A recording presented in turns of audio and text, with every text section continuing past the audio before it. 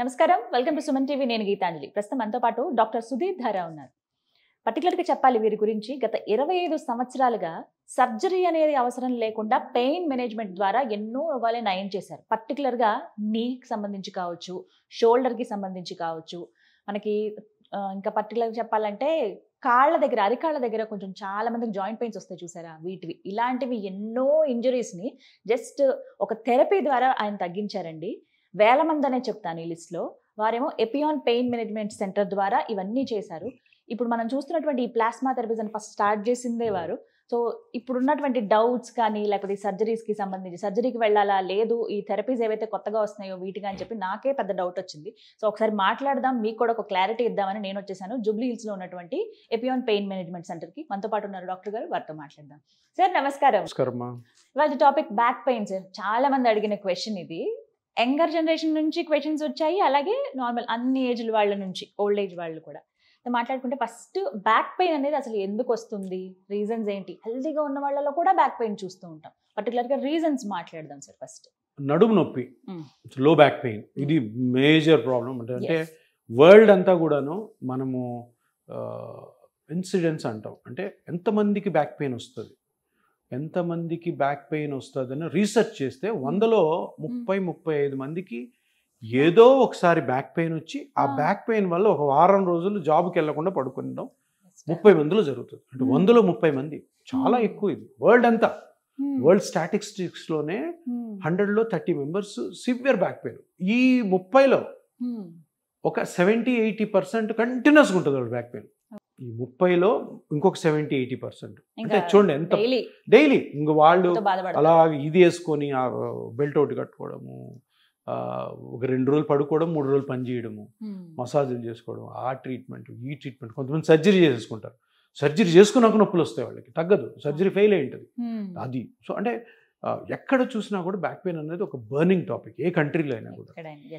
సరే కారణాలు ఏంటి? సరే ఇంత బర్నింగ్ టాపిక్కి మరి కారణాలు తెలుసుకోవాలి కదా. సో ఇప్పటి వరకు ఒక 10 years ముందు వరకు కూడాను రీజన్స్ సరిగ్గా కనుక్కోలేక రాంగ్ ట్రీట్మెంట్స్ చాలా జరిగాయి. కొన్ని లక్షల ట్రీట్మెంట్ జరిగాయి, రాంగ్ ట్రీట్మెంట్స్. ఏంటి సార్, ఎందుకు సార్ అంతంత పెద్ద పెద్ద డాక్టర్స్ ఉన్నారు, సర్జన్స్ ఉన్నారు, న్యూరో సర్జన్స్, ఆర్థో సర్జన్స్, వాళ్ళందరూ రాంగ్ చేస్తున్నారు. అందరు రాంగ్ చేస్తున్నారు కాదు.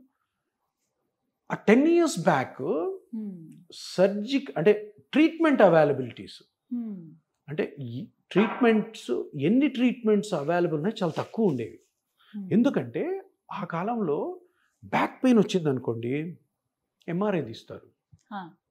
ఎంఆర్ఐలో ఏం చేంజెస్ ఉంటే ఆ చేంజెస్ తగ్గట్టుగా సర్జరీ చేస్తారు.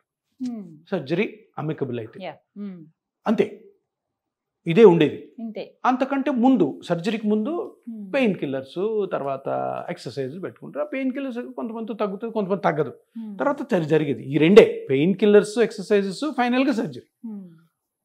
తర్వాత ఇంకో 10 years నుంచి ఇండియాలో ఈ బ్యాక్ పెయిన్కి రీజన్స్ ఇంకా ఎక్కువ ఉన్నాయి అని కనుక్కోవడం మొదలైంది.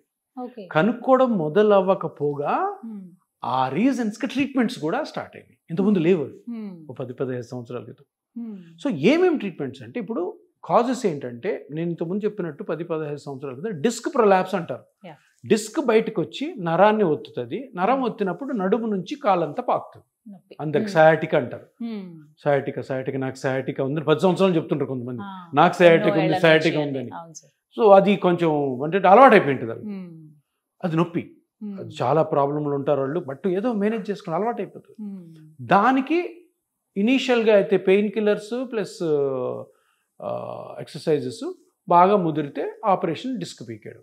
ఇంకొకటి బోన్స్, ఒకదాని మీద ఒక ఉండాల్సిన బోన్స్ ఇట్లా స్లిప్ అయింటాయి, స్పాండైలోలిస్థెసిస్ అంటారు.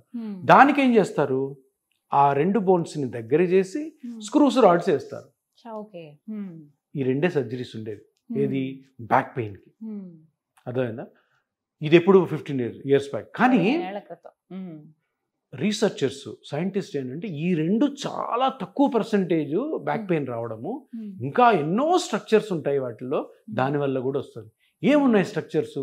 డిస్క్, లిస్థెసిస్ కాకుండా మజిల్స్ ఉన్నాయి, లిగమెంట్స్ ఉన్నాయి, చిన్న చిన్న జాయింట్స్ ఉన్నాయి, డిస్క్ క్రాక్ అయ్యి డిస్క్ బయటికి రావడం అన్నది సయాటిక్ అన్నాం కదా, డిస్క్ చిన్న క్రాక్ అయితే డిస్క్లోంచి కూడా పెయిన్ వస్తుంది, డిస్కోజెనిక్ పెయిన్ అంటాం.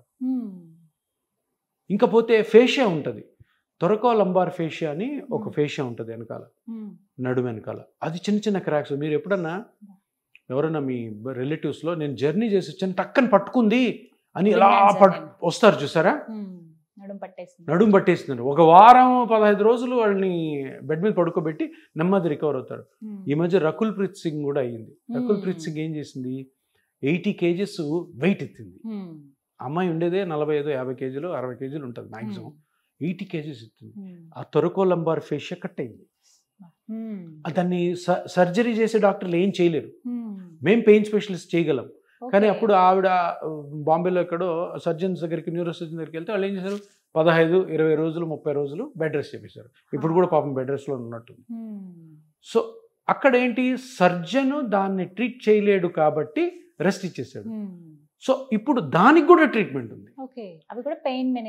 ఇప్పుడు నేను ఏదైతే డిస్క్ ప్రొలాప్స్ ఉండి నర్వ్ కంప్రెస్ అవుతుంటే కాలంతా గుంజ సయాటికాకి ఇంతకుముందు సర్జరీ ఉండేది, సర్జరీ లేకుండా ట్రీట్మెంట్ వచ్చింది. సో అట్లాగా కారణాలు అన్నవి స్పైన్లో ఉన్న కండిషన్స్ బట్టి ఉంటాయి అనమాట. అంటే అవి కనుక్కునే విధానాలు వచ్చాయి. ఇప్పుడు కొత్తగా వేరే స్కాన్స్ వచ్చాయి, ఎంఆర్ఐ స్కాన్ కాకుండా డైనమిక్ అల్ట్రాసౌండ్ స్కాన్ అని. ఆ స్కాన్ తోటి ఈ మజిల్ ప్రాబ్లమా, థొరకోలంబార్ ఫేషియా ప్రాబ్లమా, ఫ్యాసెట్ జాయింట్ ప్రాబ్లమా, ఎస్ఐ జాయింట్ ప్రాబ్లమా, లిగమెంట్సా, డిస్కోజెనిక్ పెయిన్ అని ఎన్ని కారణాలు ఉన్నాయి చూడండి. ఆపరేషన్కి 2 కారణాలు అయితే ఆపరేషన్కి వీలు కాని 10 ఉన్నాయి.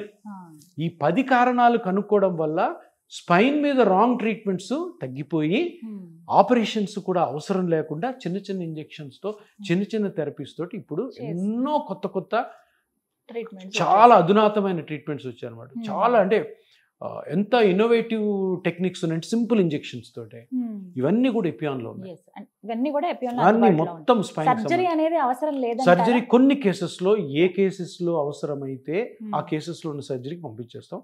అవి ఒక 5% ఉంటాయి. బ్యాక్ పెయిన్ ఉన్న 100 మందిలో 5 మందే ఆపరేషన్కి ఫిట్ అవుతారు, 95 మంది ఈ థెరపీస్తో బయటపడిపోవచ్చు. Right, thank you so much sir. So విన్నారు కదా, ఇప్పటివరకు రకరకాల ప్రయత్నాలు చేస్తున్నారా, నడుము నొప్పితో బాధపడుతున్నారా, మీకు తెలిసిన వాళ్ళే కావచ్చు, ఇంట్లో పెద్దవాళ్ళు కావచ్చు, ఒకసారి ఎపియాన్ పెయిన్ మేనేజ్మెంట్ సెంటర్లో పర్టికులర్గా నడుము నొప్పికి అని చెప్పి ఎటువంటి సమస్యతో మీరు బాధపడుతున్నారు, నడుము నొప్పిలో చాలా రకాలు ఉంటాయి ఏంటనేది ఎగ్జాక్ట్గా మీరు ఒకసారి స్కానింగ్ తీసుకుని ఒకసారి రిపోర్ట్ అనేది ఇస్తే డెఫినెట్గా ప్రాబ్లమ్కి తగ్గ సొల్యూషన్ అనేది ఇక్కడ అందుబాటులో ఉంటుందండి. డాక్టర్ గారిని కలవచ్చు, అపాయింట్మెంట్ తీసుకోండి, స్క్రీన్ మీద నెంబర్ ప్రొవైడ్ చేస్తాను, మీకు అడ్రస్ కూడా ఇస్తాను. డైరెక్ట్గా వచ్చి కలిస్తే ఫస్ట్ ప్రాబ్లం ఏంటనేది మనం కనుక చూడగలిగితే డయాగ్నోస్ చేసి దానికి ట్రీట్మెంట్ అనేది ది బెస్ట్, దానికి ట్రీట్మెంట్ అనేది అందుబాటులో ఉంది ఎపియాన్ పెయిన్ మేనేజ్మెంట్ సెంటర్లో. వివరాల కోసం స్క్రీన్ మీద కనబడుతున్న నెంబర్స్కు కాల్ చేయండి. ఇది వాళ్ళ వీడియో. నమస్తే.